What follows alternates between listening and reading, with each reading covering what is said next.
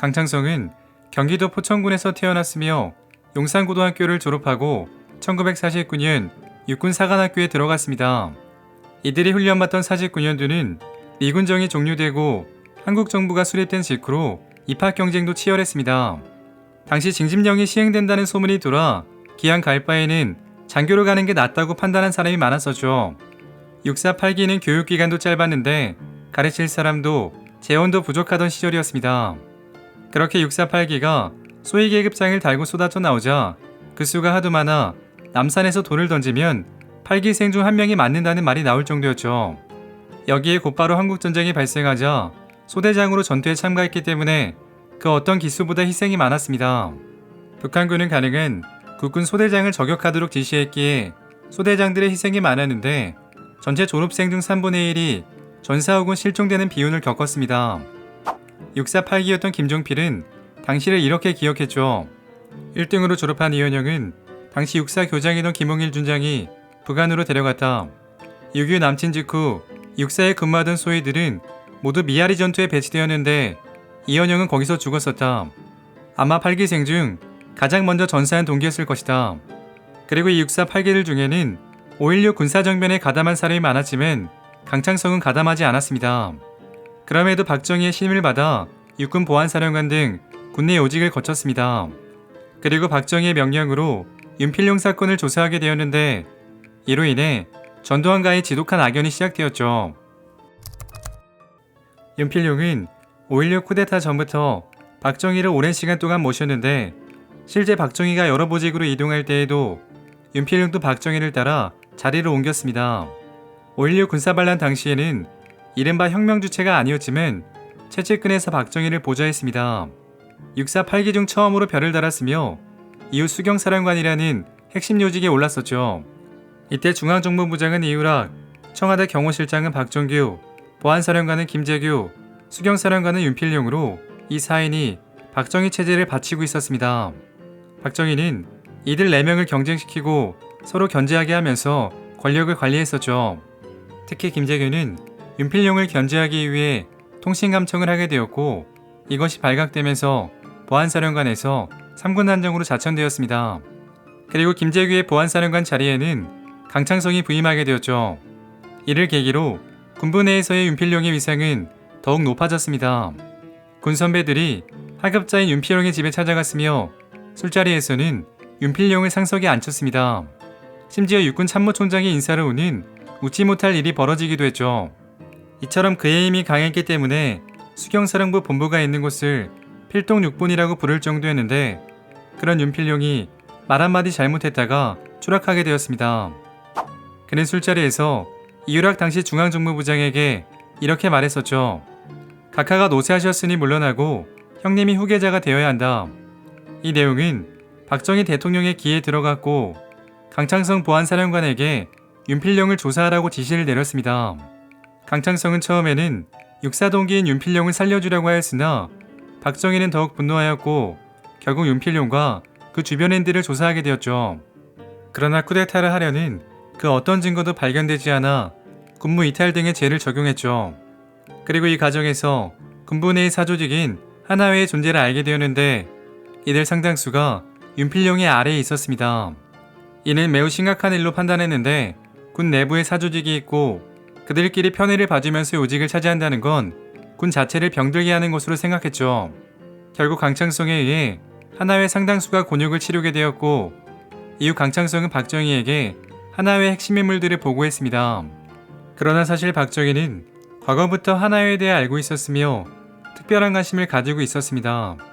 하나회 관계자들이 지휘관으로 나가면 지휘봉을 기념으로 줬을 뿐 아니라 진급자들을 위한 축하 파티도 열어주었죠. 특히 박정희는 전두환에 대해 잘 알고 있었고 전두환이 장군으로 진급할 때에는 승용차도 선물로 주었습니다. 결국 하나회의 핵심인 전두환과 노태우는 구속을 면했으며 강창성은 이유락에게 반격을 받게 되었습니다. 당시 군인들은 자신이 쓸 돈을 마련하기 위해 군용 휘발유를 팔았는데 이건 세상이 많이 알고 있던 비밀이었습니다. 강창성 또한 휘발유를 팔아 정부 수사비를 쓰고 있었는데 중앙정부부에선 이걸 가지고 반격에 들어간 것이었죠. 이후 보안사 요원들은 지독하게 고문을 당했으며 강창성은 삼강구 사령관으로 자천되었습니다. 그리고 강창성이 수사하면서 그렇게 닥달했던 하나회가 쿠데타를 통해 권력을 잡았습니다. 1980년 3월 강창성은 전두환의 초대로 국정 문제에 대해 이야기를 나누던 중 전두환이 집권력을 드러내자 이렇게 말했습니다. 이번만은 국민들이 자유롭게 꼽은 민간 정치인에게 정부를 이양하는 것이 가장 현명한 길이다. 이에 앙심을 품은 전두환에 의해 강창성은 끌려가게 되었는데 그것도 하필이면 보안사의 핵심 장소인 서빙고 분실이었습니다. 이후 징역 3년을 받은 뒤 영등포 교도소로 가게 되었고 특별순화교육, 소위 삼천교육을 받는 순환을 겪었었죠. 교도소에서 삼천교육이라며 젊은 죄수들과 함께 봉체주의 원산폭격을 시켰다. 몸무게가 74에서 54까지 줄고 당뇨까지 얻었다. 전두환의 최측근이었던 허화평은 이에 대해 이렇게 말했습니다. 우리는 강씨에게 관심조차 없었고 교도소에서 강씨가 주장하는 그런 교육은 없었다. 교도소 측에 물어보면 알 것이다. 이후 강창성의 수감 생활을 목격한 이들의 증언에 따르면 허씨의 주장은 근거가 없으며 강씨의 피해가 사실인 것으로 드러났습니다.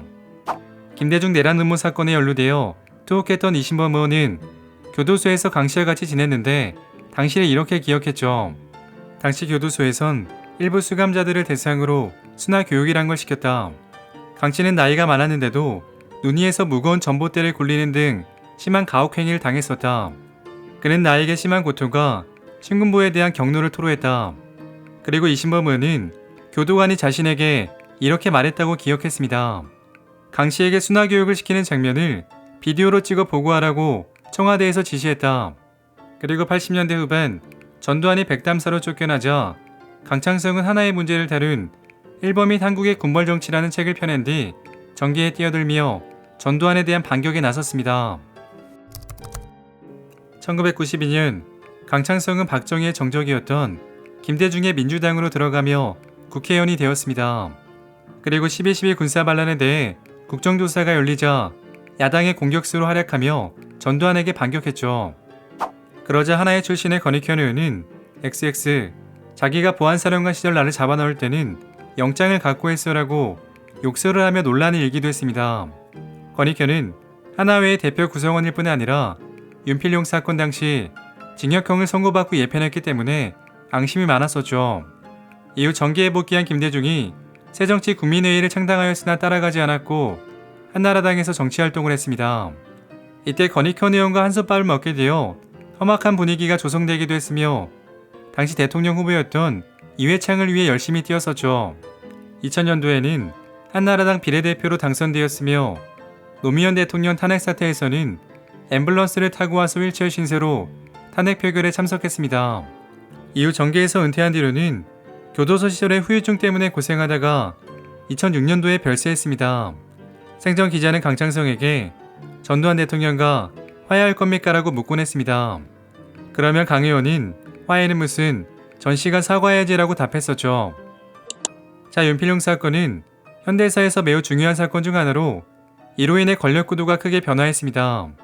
윤필용은 감옥으로 갔고 이유락은 이 사건으로 흔들린 입지를 만회하기 위해 김대중 납치 사건에 무리하게 나섰다가 교체되었고 강창성은 토사구팽 당했습니다. 그리고 하나회 창설 멤버이자 중심이었던 손영길도 군복을 벗었는데 그러자 전두환과 노태우를 중심으로 하나회가 뭉치게 되었고 결국 이들 모두 대통령을 지냈습니다.